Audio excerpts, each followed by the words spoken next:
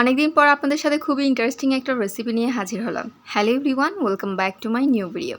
আমার আজকের রেসিপিটা ছোট থেকে বড় সবাই খুবই পছন্দ করবে। বিশেষ করে ছোট বাচ্চাদের যদি এই রেসিপিটা একবার তৈরি করে খাওয়ান, তাহলে তো সে বারবার আপনার কাছে বায়না ধরবে তাকে এই রেসিপিটি তৈরি করে খাওয়ানোর জন্য। আমার আজকের রেসিপিটির নাম হচ্ছে চিকেন চকবার। নিশ্চয়ই এতদিন চকবার আইসক্রিমের কথা শুনেছেন, চিকেন চকবারের নাম নিশ্চয়ই শোনা হয়নি। তাই আজকের এই ইন্টারেস্টিং রেসিপিটি দেখার জন্য আমার ফুল ভিডিওর সাথে থাকুন। এই রেসিপিটা তৈরি করার জন্য আমি একটি বোলে নিয়ে নিচ্ছি চিকেনটাকে আমি ব্লেন্ডার জারে ব্লেন্ড করে নিয়েছি। অবশ্য আমি আগে থেকে কোনো সেদ্ধ করিনি, একদমই কাঁচা অবস্থায় ব্লেন্ডারে ব্লেন্ড করে নিয়েছি। এরপরেতে দিয়ে দিয়েছি 2 টুকরো পাউরুটিগুলোকেও আমি ব্লেন্ডারে একই রকমভাবে ব্লেন্ড করে নিয়েছি, দেখতেই পাচ্ছেন। এবার এই পাউরুটির গুঁড়োগুলোকে আমি চিকেনের সাথে ভালোভাবে মিক্স করে নেব।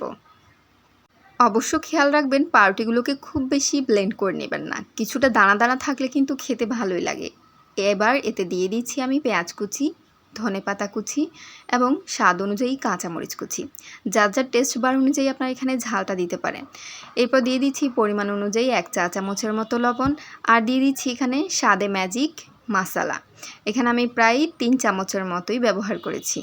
আর দিয়ে দিচ্ছি এখানে রাঁধুনি গুঁড়া মশলা 1 চা চামচ, জিরার গুঁড়া 1/2 চা চামচ।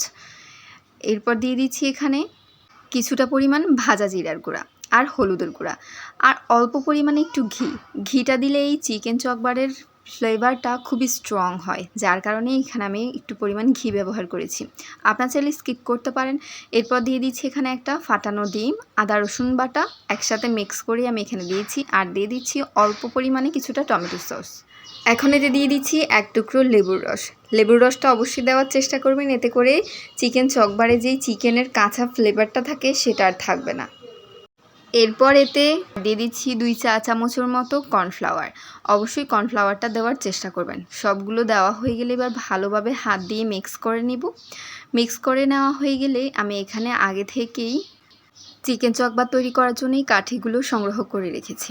এবার এই কাঠিগুলোর মধ্যে প্রতিটা পিসে এক মুঠ করে আমি চিকেনের যেই মিশ্রণটা বানিয়েছি সেটা নিয়ে দেখতেই পাবেন কিভাবে আমি ফোল্ড করি। অবশ্যই চেষ্টা করবেন যতটা পরিমাণ এটাকে ফোল্ড করা যায়।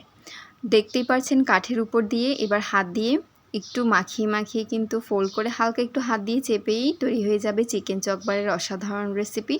এখন আমি একটি প্লেটের মধ্যে একটা ডিমকে ফাটিয়ে নিয়েছি। এবার যেই চকবারটা বানিয়েছি সেটাকে খুব ভালোভাবে এই ডিমের মাখানোর মধ্যে উল্টিয়ে পাল্টিয়ে নিব। এরপর ব্রেড কামের মধ্যে দিয়ে ব্রেড কামেও একই রকমভাবে এপাশ ওপাশ করে 2 পাশেই লাগিয়ে নিব ভালোভাবে। এভাবেই তৈরি হয়ে যাবে আমার প্রতিটা চিকেন চকবার। আমার এই চিকেন চকবারগুলো দেখতে যতটা সুন্দর হয়েছে, খেতেও অসম্ভব মজা হয়েছে। দেখেই নিশ্চয়ই বুঝতেই পারছেন, এটা আর বলার অপেক্ষা রাখে না। তাই একবার হলেও কিন্তু ট্রাই করে দেখতে পারেন। এইদিকে আমি একটি ফ্রাইং প্যানে পরিমাণ অনুযায়ী তেলটা দিয়ে দিয়েছি। তেলটা গরম হয়ে আসলেই এতে আমি একে একে চিকেন চকবারগুলো ভেজে নেব। এখানে আমি সবগুলো চিকেন চকবার ভাজবো না, আমি এখানে 3টাই ভাজতেছি, আর বাকিগুলো আমি কিন্তু ফ্রোজেন করে রেখে দিয়েছি। একটি এয়ারটাইট বক্সে ফ্রোজেন করে রাখলেই প্রায় 1 মাসের মতো কিন্তু ভালো থাকবে। পরবর্তীতে আপনার বাচ্চা যখন খেতে চাইবে তাকে বের করে ভেজে খাওয়াইতে পারবেন। এইদিকে কথা বলতে বলতে আমার চিকেন চকবারগুলো একদমই ভাজা কমপ্লিট হয়ে গিয়েছে।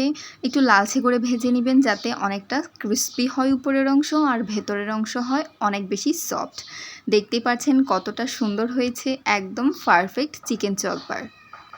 আশা করছি আমার এই চিকেন চকবারের রেসিপিটা আপনাদের কাছে ভালো লেগেছে। ভালো লাগলে অবশ্যই লাইক কমেন্ট করে পাশে থাকবেন। আল্লাহ হাফেজ।